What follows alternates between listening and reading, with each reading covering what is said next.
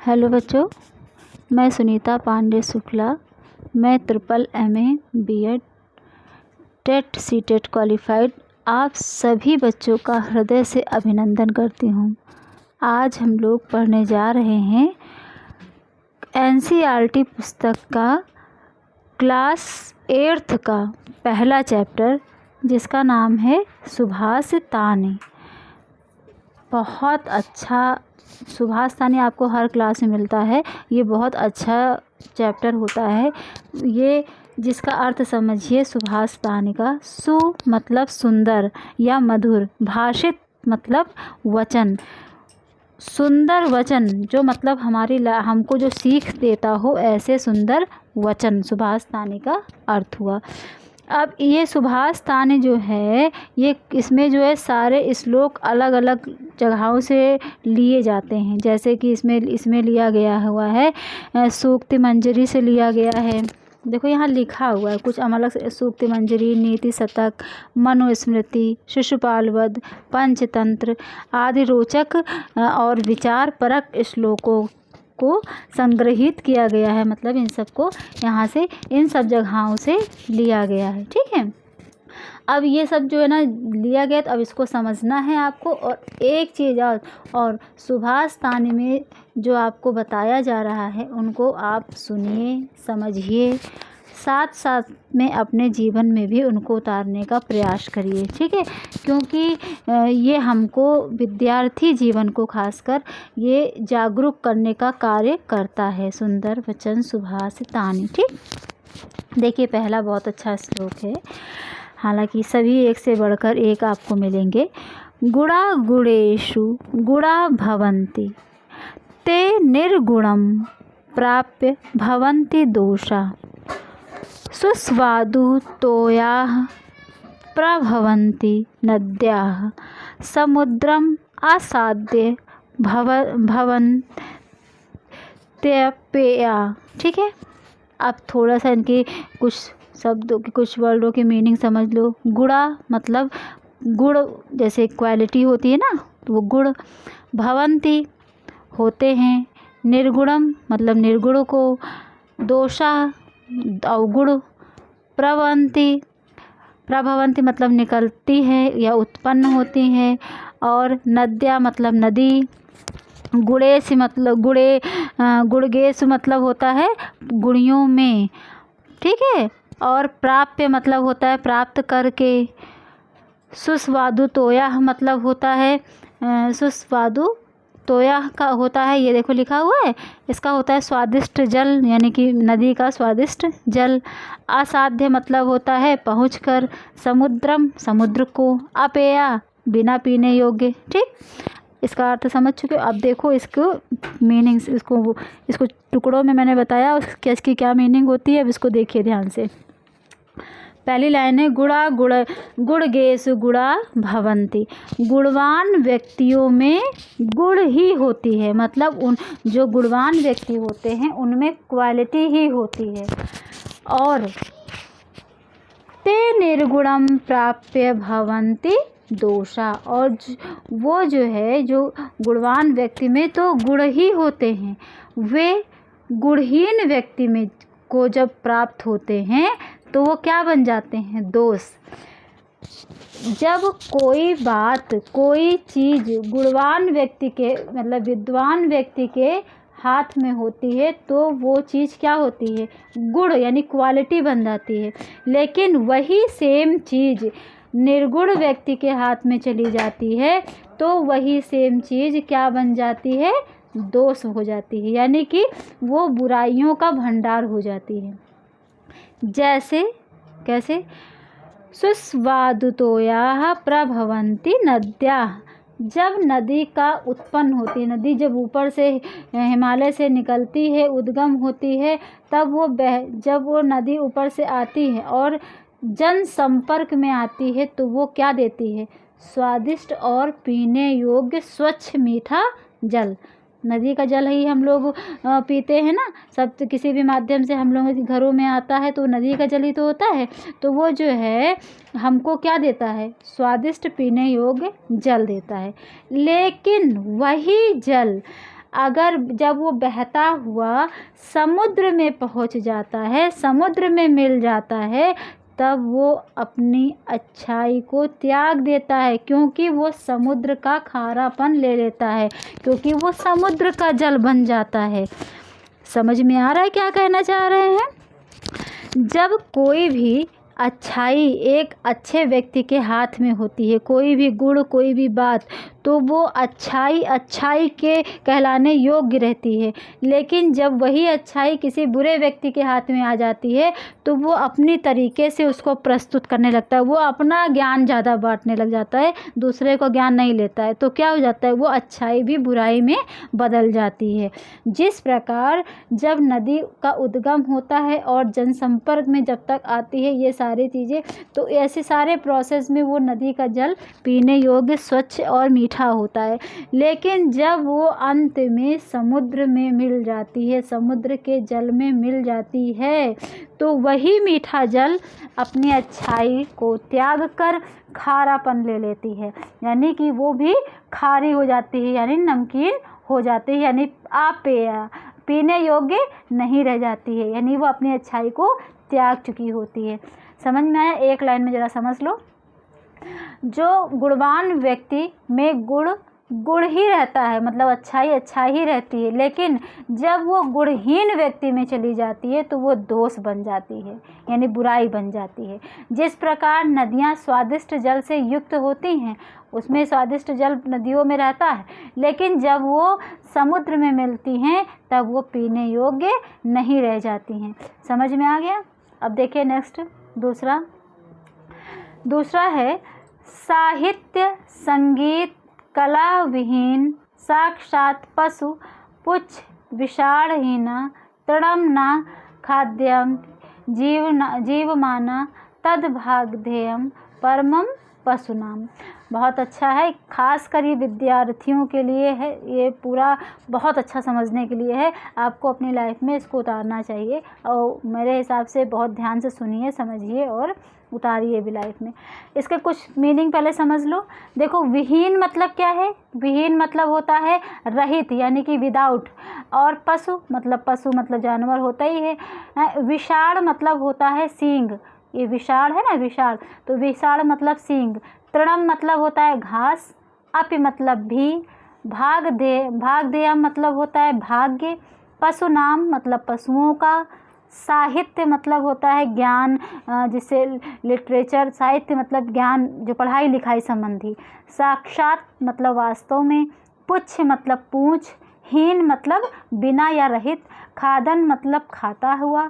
जीवमाना मतलब जीवित है। और परमम मतलब परम या बड़ा है। अब इसको बहुत ध्यान से समझना।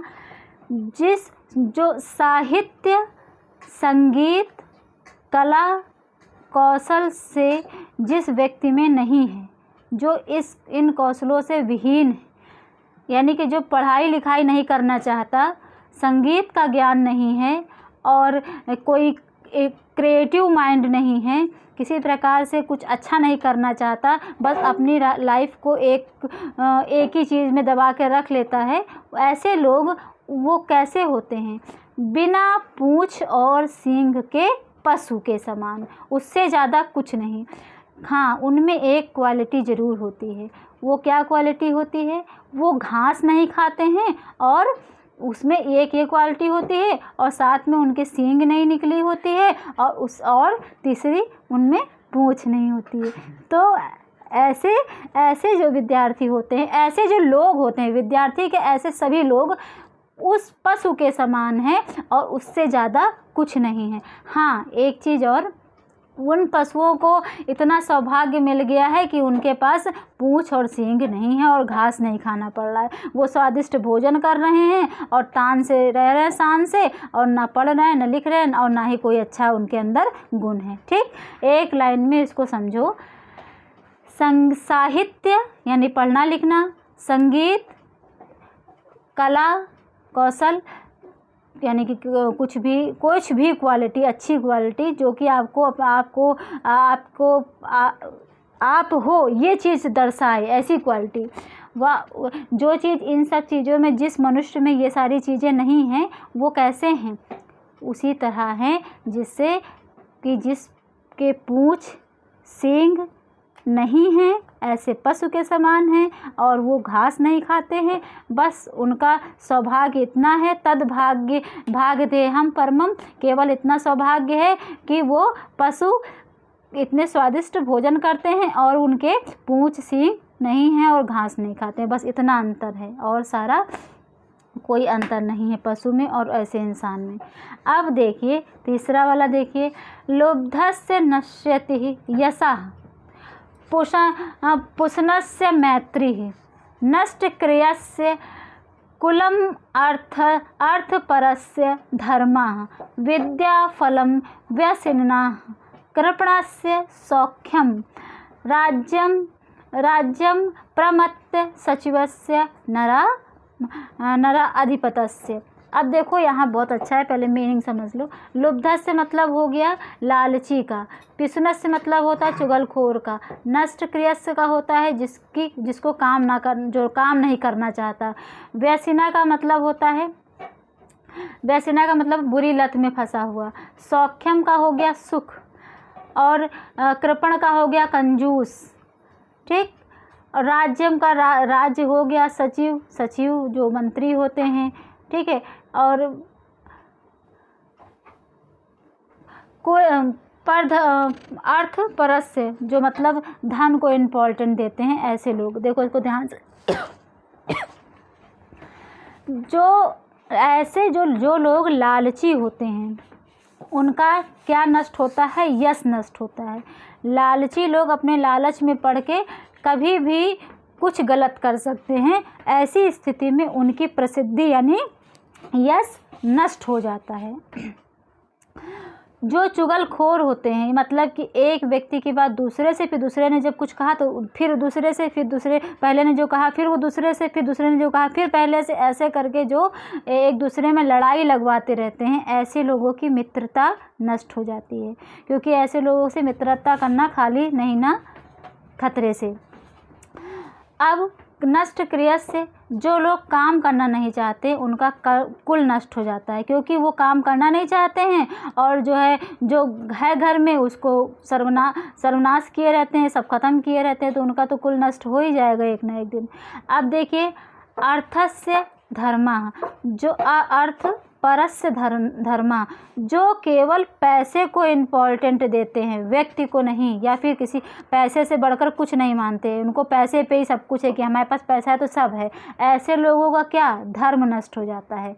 विद्या फलम व्यसना, जो लोग बुरी लत में फंस जाते हैं, कोई भी गंदी आदत में पड़ गए, जैसे मान लीजिए बहुत सा, जैसे कोई बुरी संगत है, दोस्ती बुरी हो गई, या कोई बुरा गेम में फंस गए। देखिए बीच में आया था ब्लू व्हेल वगैरह आया था, तो कुछ बच्चे उसमें फंस गए थे, तो उसमें कई लोग बच्चों ने तो आत्महत्या तक कर ली थी। तो ऐसी चीज़ें गलती है ना, गलत चीज़ें हैं ना, तो ऐसे कोई भी बुरी आदत में पड़ जाने पर विद्या नष्ट हो जाती है, विद्या का फल जो है वो नष्ट हो जाता है।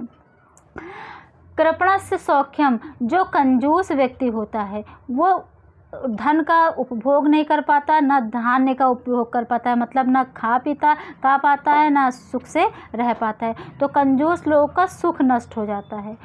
और राज्यस्य प्रमत्त सचिवस्य नराधीशा, जो चापलूस सचिव होते हैं यानी मंत्री होते हैं, जो राजा को सच्चाई से अवगत नहीं कराते हैं, बस खाली झूठी प्रशंसा राजा की करते रहते हैं, ऐसे राजाओं का राज्य नष्ट हो जाता है, क्योंकि उनको राज्य के बारे में सच्चाई पता ही नहीं चल पाती है, तब तक से सब कुछ हाथ में निकल चुका होता है हाथ से।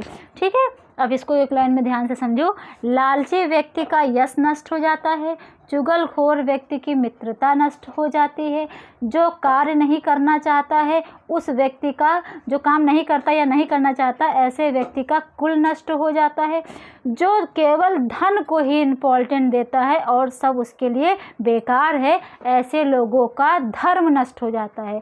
जो लोग बुरी लत में पड़ जाते हैं, ऐसे लोगों की विद्या नष्ट हो जाती है। जो कंजूस लोग होते हैं उनका सुख नष्ट हो जाता है। और ऐसे मंत्री जिस राज्य में हों जो राजा को सही बात ना बताएं बल्कि झूठी प्रशंसा राजा की करें, ऐसे राजा का राज्य नष्ट हो जाता है। ठीक है, समझ गए। अब देखिए नेक्स्ट आगे, पीत्वा रसम तु कटुकम मधुरम समानम माधुर्यम एव जनेन मधुमक्षिकासुः संतस्त तथैस सम सज्जन दुर्जनानां श्रुत्वा वचः मधुर सूक्त रसम सृजन्ति। देखो पीत्वा मतलब पीकर, है ना, रसा मतलब रसम मतलब रस, और कटुकम मतलब कड़वा, मधुरम मतलब मीठा, समागम करता है मतलब मिला, समानम मतलब समान रूप से, असौ यहाँ पे छुपा हुआ है, असौ का मतलब होता है स्त्रीलिंग में यह, संता मतलब होता है संत लोग। ठीक है, और वचा मतलब वचन को, मधुर सूक्त रस का होता है मधुर सूक्तियों का, और मधुरम मतलब मीठा, माधुर्य मतलब मधुर, जनेत मतलब पैदा करती है, मधुमक्षिका मतलब मधुमक्खी यानी हनी बी। ओके, तथैव मतलब उसी प्रकार की, श्रुत्वा मतलब सुनकर, सृजन्ति मतलब निर्माण करती है। अब इसको ध्यान से इसका अर्थ समझिए। मधुमक्खी जो होती है वो हर फूल पे बैठती है, जो उसको सुंदर लगते हैं उस फूल पर वो बैठ जाती है। जब वो फूल पर बैठती है तो उसको तो ये नहीं पता होता ना कि इसका रस कड़वा है, इसका रस मीठा है, लेकिन वो कड़वे वाले रस पे भी बैठती है और मीठे वाले रस पर भी बैठती है, और रस निकाल कर, रस पी कर जाती है अपने छत्ते में स्टोर करती है, इकट्ठा करती है ना रस। मधुमक्खी फूल से रस लेती है, फिर अपने छत्ते तक जाती है, फिर वहाँ स्टोर करती है, फिर दूसरे फूल पे जाती है, फिर उसका रस लेती है, फिर अपने छत्ते में इकट्ठा करती है, इस तरह से जाती है ना, करती है।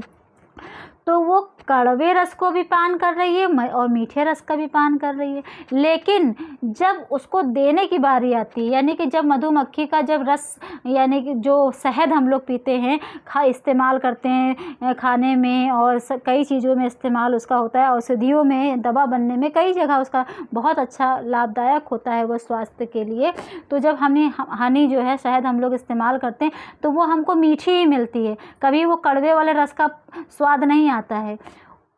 तो उसी प्रकार जो संत लोग होते हैं, यानी जो सज्जन लोग होते हैं, वो लोग अच्छे इंसान के पास भी बैठते हैं और बुरे इंसान के पास बैठते हैं, अच्छे इंसान की बात भी सुनते हैं और बुरे इंसान की बात भी सुनते हैं, लेकिन जब वो किसी को बताते हैं तो वो केवल क्या करते हैं, मधुर सूक्ति रसम, यानी सबकी बात को सुनकर भी वो अच्छी बात को ही बताते हैं, वो गंदी बात यानी ख़राब बात को नहीं बताते हैं। कारण क्या है?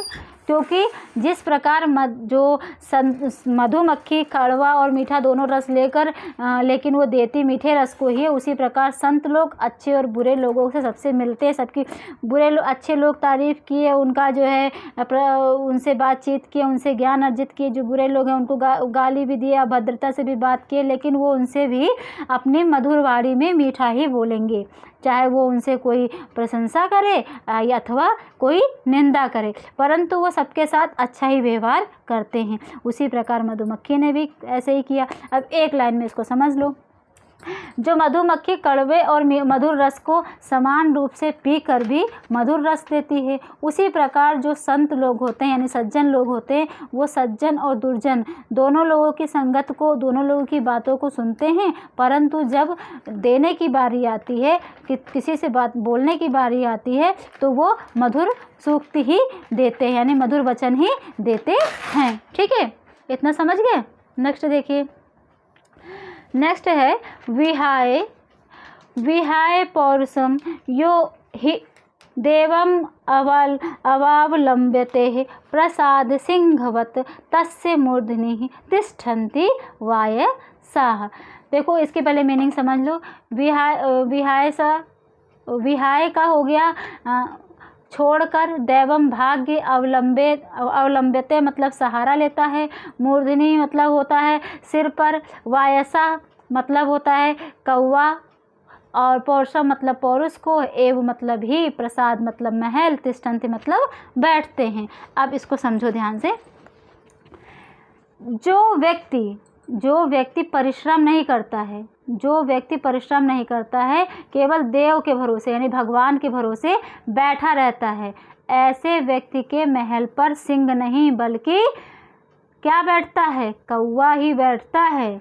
यानी जो राजा महाराजा होते हैं तो उनके वहाँ अक्सर देखा होगा महलों पर एक शेर सिंह आकार का बना होता है कि मतलब ये राजा का महल है। तो जो लोग संघर्ष करेंगे, मेहनत करेंगे, वही तो चमकेंगे। अगर जब हम चमकना है तो हमें उसके पीछे संघर्ष करना पड़ेगा, मेहनत करना पड़ेगा।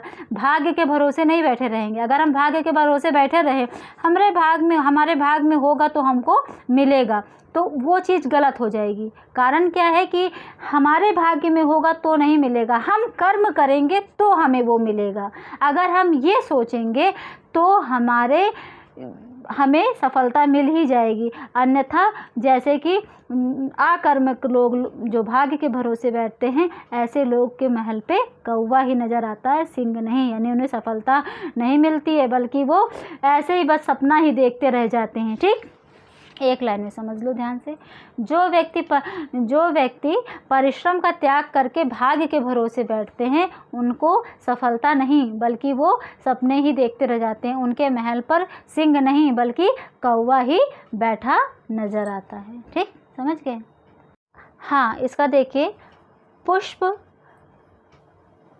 पत्र, फल, छाया, मूल, वल्कल, दारुभी, धन्यः महिरुहा एषा विमुख यान्ति न अर्थिना। इसका अर्थ पहले एक चीज टुकड़ों में समझ लो। पुष्प का फूल, मूल का जड़, दारुभी का लकड़ियों द्वारा, विमुखा मतलब खाली हाथ, अर्थिना मतलब याचक, पत्र मतलब पत्ता, फलकल मतलब पेड़ की छाल, महिरुहा मतलब वृक्ष, यान्ति मतलब जाते हैं। ठीक, अब इसके अर्थ को समझो। जब हम वृक्ष के पास जाते हैं और उससे हम वृक्ष से हम फूल, पत्ता, फल, छाया, जड़ और वल्कल क्या था? वल्कल जो है, जो उसको कहते हैं ना पेड़ की छाल, जो हम पेड़ में जो ऊपर नीचे जो मोटा सा रहता है उसमें जो छाल निकालते हैं, वो पेड़ की छाल। और लकड़ियाँ, दारुभी मतलब लकड़ियाँ, इन सब में से कुछ भी मांगते हैं, उससे लेना चाहते हैं, तो वो हमें कभी भी मना नहीं करती है, मतलब हमें कभी खाली हाथ वापस नहीं करती है। फिर से देखिए, जब भी हम वृक्ष के पास जाते हैं, वृक्ष हमें फूल, पत्ते, फल, छाया, जड़, छाल, लकड़ियों के द्वारा धन्य करती है। कभी भी अपने याचक को वो खाली हाथ नहीं जाने देती है। तो एक तो ये हो गया। इससे एक और सीख सुनिए। अगर आपके पास कोई आता है जिसको ज़रूरत हो, ऐसे व्यक्ति को प्रयास करना चाहिए कि हमें कभी भी खाली हाथ नहीं जाने देना चाहिए। अगर आपके पास एक्स्ट्रा है तो हम किसी की मदद कर सकते हैं, क्योंकि मदद करने में कोई बुराई नहीं है। हम किसी की मदद करेंगे, हमारा भी काम हो गया, अगले का भी हो गया। अब हमारे पास कई है और अगला के पास एक भी नहीं है, कुछ भी नहीं है, तो हम मदद नहीं करते हैं तो नहीं ठीक है। तो आप मदद कर सकते हैं। जैसे फॉर एग्ज़ाम्पल, आप एग्ज़ाम में गए, एग्ज़ाम देने के लिए किसी का बॉक्स छूट गया, या पेन की नोक टूट गई, या पेंसिल की नोक टूट गई, आपके पास कई हैं, तो आप ऐसी स्थिति में किसी की मदद कर सकते हो। या कोई बच्चा पुस्तक नहीं लेकर आया है, आप लेकर गए हैं, तो अपने साथ उसे शेयर कर सकते हो कि चलो इसमें तुम भी देख लो, हम भी देख लेते हैं, उससे कोई बुराई नहीं है। ठीक है। अब देखिए यहाँ पर ये श्लोक, नेक्स्ट श्लोक, चिंतनीया हि विपदाम आदव एव प्रतिक्रिया न कूप खननम युक्तम प्रदीप्ते वहिर्ना गृहे। अब इसके मीनिंग पहले समझ लो टुकड़ों में। चिंतनीया मतलब विचार करना चाहिए, आदव मतलब प्रारंभ, कूप मतलब कुआं, युक्तम मतलब उचित, वहिर्ना मतलब अग्नि, विपदाम मतलब विपत्तियों का, प्रतिक्रिया मतलब बचाव, खनन मतलब खोदना, प्रदीप्ते मतलब लग जाने पर, और गृह मतलब घर में। ठीक, अब देखो ध्यान से, इसमें ये कहा गया है कि जब विपदा आए, जब संकट आता है, तो संकट आने से पहले ही, जैसे हमें संकट आने का आभास हो गया है, तो उसी समय हमें उसके निवारण का उपाय सोच लेना चाहिए। क्योंकि घर में आग लगने पर हमें कुआं नहीं खोदना चाहिए। यानी घर में अगर आग लगी है तो अगर हम उस आग को बुझाने के लिए तुरंत कुआं खोदना शुरू करेंगे कि हम कुआं खोदेंगे, फिर कुआं से पानी निकालेंगे और फिर आग बुझाएंगे, तो अगर हम इतना प्रोसेस करने में अपना समय बर्बाद करेंगे तो हम घर तो पूरा जल चुका होगा। तो इसीलिए कहा जा रहा है कि जब आपको विपदा होने का, यानी कि कोई समस्या आने का आभास हो रहा हो, ऐसा महसूस हो रहा हो कि हाँ अभी समस्या आने वाली है, तो ऐसी स्थिति में क्या करना चाहिए कि हमें उसके लिए पहले से ही कुछ उपाय सोच कर रखना चाहिए कि हमें अगर ऐसी स्थिति आती है तो इसके लिए हमें ये चीज़ कर लेना चाहिए। जैसे अभी कुछ समय पहले भी, अभी भी लगभग चल ही रहा है कोरोना का, तो जब वो शुरुआत हुआ तो धीरे धीरे करके लोगों ने जागरूकता बढ़ी कि हाँ हमको हैंड हर समय धुलना है, थोड़ी थोड़ी देर में सैनिटाइज़ करना है, और अपने मुंह को बंद रखना है, सांसों से बाहर जन संपर्क में थोड़ा सा करीबी जो ज़्यादा नहीं रहना है, थोड़ी डिस्टेंस बना के रहना है, इत्यादि चीज़ों का हम उपयोग करके जो समस्याएं हैं उनसे बच सकते हैं। तो इस तरह से हम लोगों ने किया भी और कर भी रहे हैं। और आप भी ध्यान रखें कि बिना हाथ धुले भोजन ना करें, चाहे जहाँ हो, घर पे हो, विद्यालय में हो या कहीं पर भी हो। जितना ज़्यादा हो सके सफाई रखें, प्रतिदिन स्नान करें, साथ में अपने कपड़ों को भी ज़रूर साफ़ सुथरे कपड़ों को ही पहनें। ठीक है, और हर समय कोई भी समस्या हो तो समस्या की तरफ ध्यान न दीजिए। सबसे इम्पॉर्टेंट बात है, समस्या की तरफ जब हम ध्यान देते हैं तो समस्या बहुत बड़ी लगने लगती है। जब हम उस समस्या की तरफ ध्यान नहीं देते हैं, उसके समाधान की तरफ ध्यान देते हैं कि इसको कैसे सॉल्व करना है, तो वो समस्या हमारे लिए बिल्कुल छोटी हो जाती है। ठीक, अभी पाठ तो पूरा हो गया। अभी अभ्यास कार्य देखिए, इसको मैंने फिल कर दिया है, इसे कॉपी कर लीजिएगा। इसमें पहले प्रश्न में जो है आपको इसमें लिखना, ये श्लोकों को पढ़ना है, ये कहा गया है। दूसरे में इसको फिल करना है, इसको आप फिल कर दीजिएगा। ठीक है, कॉपी में इसको लिखना होगा। अब दूसरा, ये दूसरे प्रश्न में है, तीसरे प्रश्न में ये प्रश्नोत्तर था, मतलब एक वाक्य में ही था, तो इसको मैंने पूरा लिख दिया है। आप इसे भी कंप्लीट कर लीजिएगा। कॉपी स्क्रीनशॉट ले लो या फिर वीडियो रोक के कॉपी कर लो। ठीक है, अब प्रश्न संख्या 4 में देख लो, इसमें क्या करना है। प्रश्न संख्या जो 4 है, इसमें आपको करना क्या है कि जो कंजूस, यानी कि कंजूस लिखा है तो उसको संस्कृत में क्या कहेंगे, कृपण कहेंगे, कड़वा को कटुकम कहेंगे, पूछ को पूछा कहेंगे, लोभी को लुब्धा कहेंगे, मधुमक्खी को मधुमक्षिका कहेंगे, तिनका को तृणम कहेंगे। तो ये सारा चीज़ तो हमने यहाँ देखो लिख रखा है, तो आपको खाली इसको कॉपी करना है। ठीक है, प्रश्न संख्या 5 में क्या है कि इसमें कर्ता और क्रिया, यहाँ कर्ता है, यहाँ क्रिया है, इसको जो है आपको यहाँ पर लिखना है, इसमें से ढूंढकर। तो देखिए पहले वाले वाक्य में इन्होंने खुद लिख रखा है कि संता जो है वो कर्ता है, सृजन्ति क्रिया है। दूसरे में जो हम लोगों को लिखना है, दोषः कर्ता है, भवन्ति क्रिया है, गुणा कर्ता है, भवन्ति क्रिया है, मधुमक्षिका कर्ता है और जनयित क्रिया है, मैत्री करता है, नाश्यति क्रिया है, नद्यः करता है, भवन्ति क्रिया है। इसे आप कॉपी में नोट कर लीजिएगा, ये कॉपी में करने वाला वर्क है। ठीक है, अब यहाँ पर क्या है, प्रश्न संख्या 6 में जो रेखांकित है, जिसके नीचे ये लाइन खींची हुई है, उनका जो है क्वेश्चन मार्क क्वेश्चन मार्क में उसको क्वेश्चन जो है ना बनाने के लिए जो वर्डों का इस्तेमाल होगा उन पद उसको उस हिसाब से लिखना। तो यहाँ पर देखो गुड़ा के जगह पे के लिख दोगे और भवंती के बाद क्वेश्चन मार्क लगा दोगे तो ये क्वेश्चन बन जाएगा। नद्या की जगह पे का लिख दोगे का और भवंती के बाद क्वेश्चन मार्क तो क्वेश्चन बन गया। लुब्धस्य यशः नश्यति लिखा, लुब्धस्य की जगह पे कस्य लिख दोगे, नश्यति के बाद क्वेश्चन मार्क। मधुमक्षिका की जगह पे का लिख दोगे और जनयति के बाद क्वेश्चन मार्क। तस्य के तस्य मूर्धनी के जगह पे कुत्र कर दोगे और वास्या के बाद क्वेश्चन मार्क लगा दोगे और ये जो है आपका हो जाएगा। ठीक है, इसको लिख लीजिएगा आप। इसके पहले ये लिखना का वाला, फिर उसके बाद ये के जैसे गुड़ा वाली पहले लाइन लिख लेना, फिर के गुड़गेसु गुड़ा भवंती, फिर ये वाली लाइन लिखना। क्वेश्चन पहले आंसर वाली लिखना फिर क्वेश्चन वाली, इस तरह से करके लिखना तब आएगा अच्छे से। मतलब ये है कि पहले ये लाइन लिखना, उसके बाद जो है फिर के लगा के फिर यहाँ से इसको लिख लेना, फिर दोबारा दूसरे फिर ये लिखना, फिर का लगा के फिर ये सब कॉपी कर लेना, बशर्ते लास्ट में क्वेश्चन मार्क लगा देना। इस तरह से करके करना है इसको। प्रश्न संख्या 7 देखिए, इसमें संधि विच्छेद करना, इसको अलग अलग करना है, संधि विच्छेद करना है, इसको टुकड़ों में बांटना है। तो देखिए समुद्रम और असाध्य, फिर मधुरम एव, अल्पम एव, सर्वम एव, देवम एव, महात्मनाम प्लस उक्ति, विपदाम आदो च प्लस एव। ठीक है, इसको भी आपको कॉपी करना है। अब यहाँ पर आप लोगों का मेरे द्वारा जो था कार्य वो पूरा हो गया, ये चैप्टर मैंने कंप्लीट करा दिया। अब आपका कार्य यहीं शुरू होता है। अपने सभी दोस्तों को, क्लास के सभी दोस्तों को इसको शेयर कर दीजिए और उनसे कह दीजिए कि इसको सब्सक्राइब कर लें हमारा चैनल और वीडियो को लाइक करें, और आप खुद भी ध्यान से हर वीडियो को लाइक करें और शेयर करें।